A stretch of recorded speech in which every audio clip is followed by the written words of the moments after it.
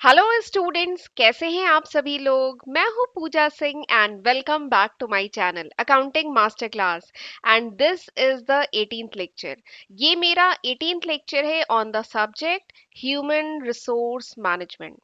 17 lecture video मैं already upload कर चुकी हूँ इस सब्जेक्ट पे and this is my 18th lecture video. ये मेरा 18वां लेक्चर वीडियो है।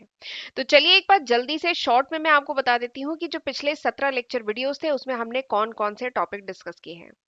तो ये सारे टॉपिक जो आपको स्क्रीन पे इस टाइम दिख रहे हैं, human resource management, job analysis, HRP, recruitment, selection, placement and induction, internal mobility and external mobility, ये सारे ही टॉपिक बहुत डिटेल में हमने पिछले 15 लेक्चर वीडियो में डिस्कस किया है।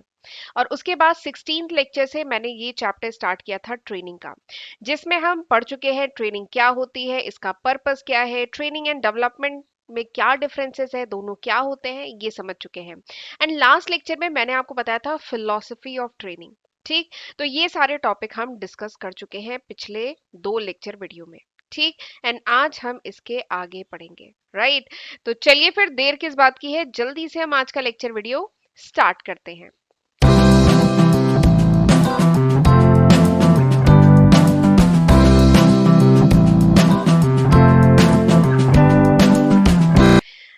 तो आज हम पढ़ेंगे सिस्टमैटिक अप्रोच टू ट्रेनिंग।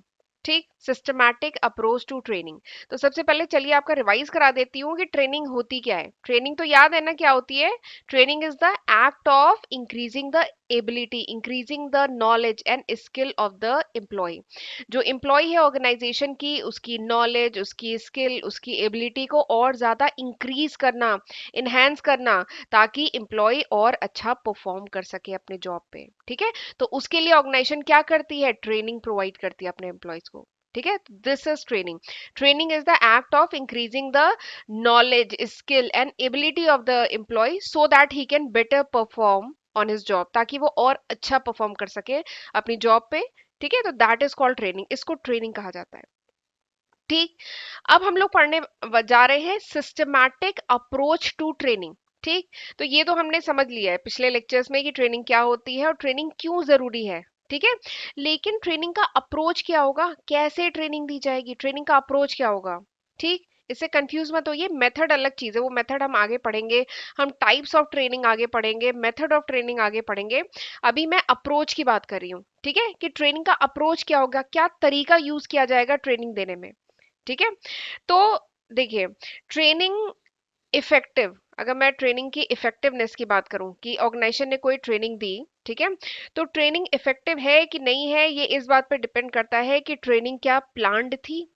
ठीक है, प्रॉपरली ट्रेनिंग क्या प्लान थी, क्या वो अच्छे से इम्प्लीमेंट की गई कि नहीं की गई, एंड उसका इवैल्यूएशन प्रॉपरली हुआ कि नहीं हुआ। ठीक है, उसका इवैल्यूएशन प्रॉपरली हुआ कि नहीं हुआ इन अ सिस्टमैटिक मैनर। सिस्टमैटिक मतलब सीक्वेंस में।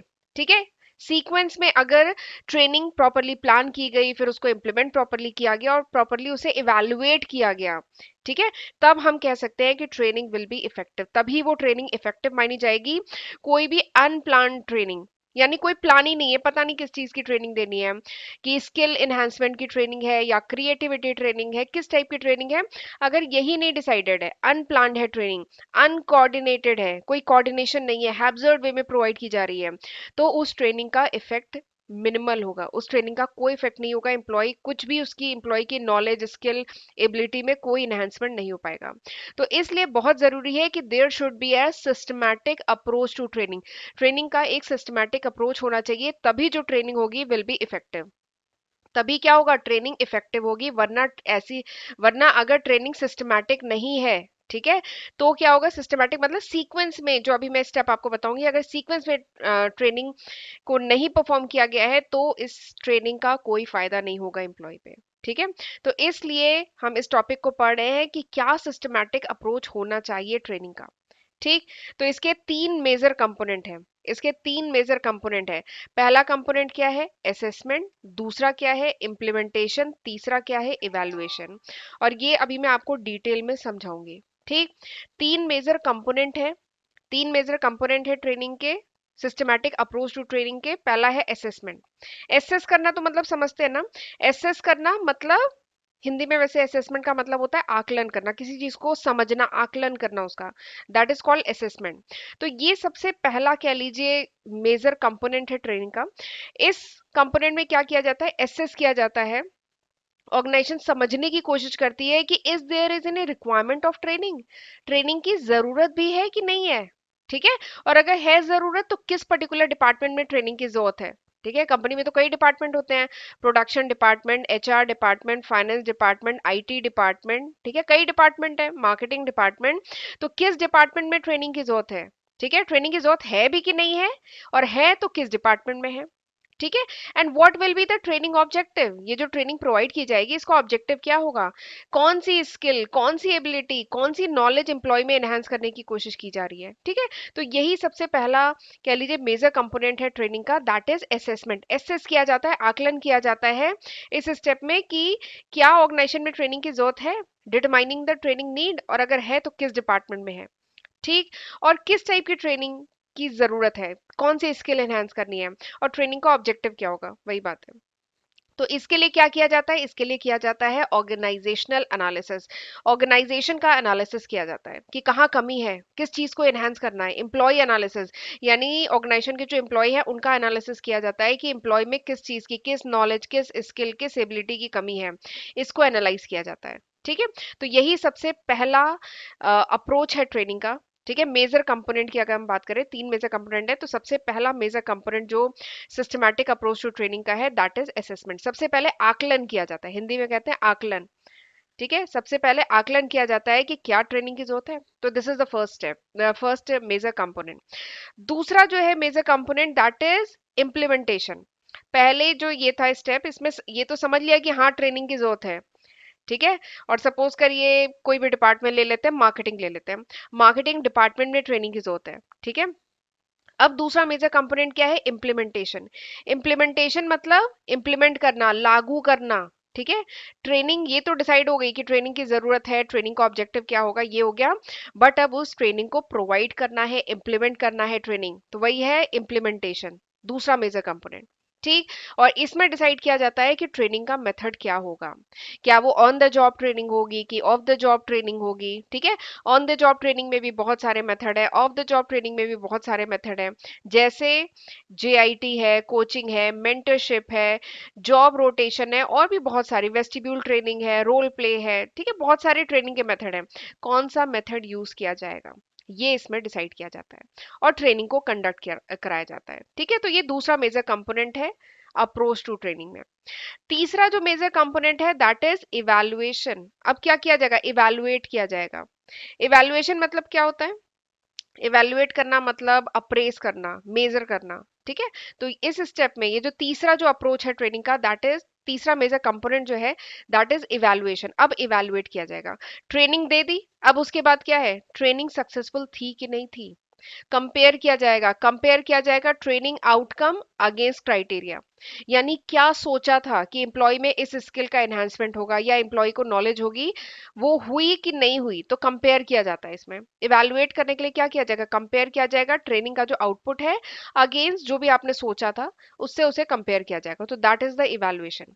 ठीक, अब इवैल्यूएशन कैसे किया जाएगा, तो इसके पांच लेवल है। ठीक है, पांच क्या मतलब और भी कुछ इसके लेवल्स हैं, कई लेवल बताए गए हैं बुक्स में। ठीक है, यहाँ मैंने कुछ लेवल लिखे हैं कि कुछ लेवल्स हैं जिसके बेसिस पे इवैल्यूएट किया जाता है कि ट्रेनिंग सक्सेसफुल थी कि नहीं, ट्रेनिंग कराने का कुछ फायदा हुआ कि नहीं हुआ। ठीक है, ये कैसे किया जा सकता है, on the basis of reaction, employee का रिएक्शन कैसा रहा ट्रेनिंग के बाद, एम्प्लॉय का रिएक्शन क्या था, एम्प्लॉय की लर्निंग क्या थी, एम्प्लॉय ने कुछ सीखा कि नहीं सीखा, 7 दिन की ट्रेनिंग कराई गई कंपनी में, एम्प्लॉय की क्या लर्निंग थी, उसने सीखा कि नहीं सीखा, एम्प्लॉय का रिएक्शन क्या था, वो खुश था ट्रेनिंग से कि नहीं था। ठीक है, अच्छी लगी नहीं लगी, कुछ समझा नहीं समझा, जॉब पे अब उसका बिहेवियर कैसा है, क्या वो जॉब अच्छे से परफॉर्म कर पा रहा है कि नहीं कर पा रहा है, उसके जितने डाउट्स थे वो ट्रेनिंग में क्लियर हुए कि नहीं हुए। तो ये कुछ लेवल है जिसपे मतलब ये कुछ क्राइटेरिया है जिससे इवैल्यूएट किया जाता है ट्रेनिंग को। और ये जो इवैल्यूएट करने का तरीका और भी हो सकता है, जैसे क्वेश्चनर के थ्रू एम्प्लॉय से क्वेश्चनर भरवाया जाता है ट्रेनिंग के बाद, या एम्प्लॉय का टेस्ट लिया जाता है ट्रेनिंग के बाद। इवन बहुत जगह होता है कि 7 दिन की ट्रेनिंग हुई, आखिरी दिन क्या होगा, टेस्ट होगा कि आपने 7 दिन में क्या सीखा, वो टेस्ट किया रह जाता है, या क्वेश्चनर भराया जाता है, या इंटरव्यू लिया जाता है। और फीडबैक तो बहुत कॉमन है, जब पूरी ट्रेनिंग कंप्लीट हो जाती है उसके बाद फीडबैक देते हैं एम्प्लॉयज, ठीक है, कि ट्रेनिंग कैसी रही। तो ये क्या है, ये डिफरेंट तरीके हैं जिनसे क्या किया जाता है, इवैल्यूएट किया जाता है ट्रेनिंग को।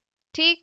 तो अगर कहा जाए सिस्टमैटिक अप्रोचेस टू ट्रेनिंग, यानी सिस्टमैटिक यानी एक सीक्वेंस में, प्लान्ड वे में किस तरीके से ट्रेनिंग प्रोवाइड की जाती है, किस तरीके से ट्रेनिंग कंडक्ट होती है किसी ऑर्गेनाइजेशन में। तो सबसे पहला है असेसमेंट, ऑर्गेनाइजेशन असेस करती है कि ट्रेनिंग की जरूरत है कि नहीं, ऑब्जेक्टिव क्या होना चाहिए ट्रेनिंग का। दूसरा क्या है, इम्प्लीमेंटेशन, ट्रेनिंग का मेथड कौन सा यूज करेंगे और ट्रेनिंग कंडक्ट कराई जाती है। और तीसरा क्या है, इवैल्यूएशन, अंत में इवैल्यूएट किया जाता है कि ट्रेनिंग इफेक्टिव रही कि नहीं रही। ठीक। तो ये है सिस्टमैटिक अप्रोचेस टू ट्रेनिंग। छोटा सा टॉपिक था, बहुत बट बहुत इंपॉर्टेंट टॉपिक था। चलिए आगे बढ़ते हैं। अच्छा, आगे बढ़ने से पहले मैं थोड़ा सा बताना चाहती हूँ, देख लीजिए एक बार स्क्रीन पे, this is the list of subject जो मैं आज की तारीख यानी मार्च 2023 तक अपने चैनल पे अपलोड कर चुकी हूँ, अपने फर्स्ट चैनल पे। तो जरूर इसका फायदा उठाइएगा, इसकी हेल्प से पढ़िएगा। 600 से भी ज्यादा वीडियो लेक्चर्स मैंने आपके लिए अपलोड किए हुए हैं, ठीक है। और मेरे चैनल पे जो अपलोडेड वीडियोस हैं उनके नोट्स चाहिए, then you can download my application from Google Play Store. और प्लीज लेक्चर यूजफुल लगा करे तो लाइक जरूर किया करिए, इससे हमें मोटिवेशन मिलता है। और कमेंट सेक्शन में बताया करिए कि आप किस कोर्स के हैं, ठीक है। आप बीबीए के हैं, बीकॉम के हैं, किस कोर्स के हैं, एमबीए के हैं, ठीक है, वो मुझे प्लीज बताया करिए ताकि मैं उसी के अकॉर्डिंग लेक्चर प्लान कर सकूं। और चैनल अभी तक नहीं सब्सक्राइब किया है तो मेरा पहला और दूसरा चैनल दोनों जरूर सब्सक्राइब कर लीजिएगा। दोनों पे आपको कॉमर्स स्ट्रीम के सब्जेक्ट्स के लेक्चर वीडियोस मिलते हैं, ठीक है। और नोटिफिकेशन बेल भी प्रेस करिएगा, तभी आपको मेरे अपकमिंग वीडियोस की नोटिफिकेशन मिल पाएगी। राइट। चलिए आगे बढ़ते हैं, टाइप्स ऑफ ट्रेनिंग। अब हमें पढ़ना है टाइप्स ऑफ ट्रेनिंग। इसमें हमें ये 6 टाइप की ट्रेनिंग है जो अब हम डिटेल में पढ़ेंगे। लेकिन ये जो टाइप्स ऑफ ट्रेनिंग है ये थोड़ा सा लेंदी, लेंदी क्या मतलब, इसमें समय लगेगा।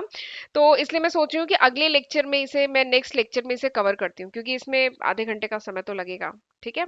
तो चलिए, ये लेक्चर ऑलरेडी काफी लेंदी हो गया है, तो ये जो टाइप्स ऑफ ट्रेनिंग है ना, ये मैं नेक्स्ट लेक्चर वीडियो में कवर करती हूँ। ओके। तो तब तक जितना मैंने पढ़ाया है वो पढ़ के रखिएगा। अब हम मिलेंगे अगले लेक्चर वीडियो में, तब तक अपना ध्यान रखिएगा। God bless you.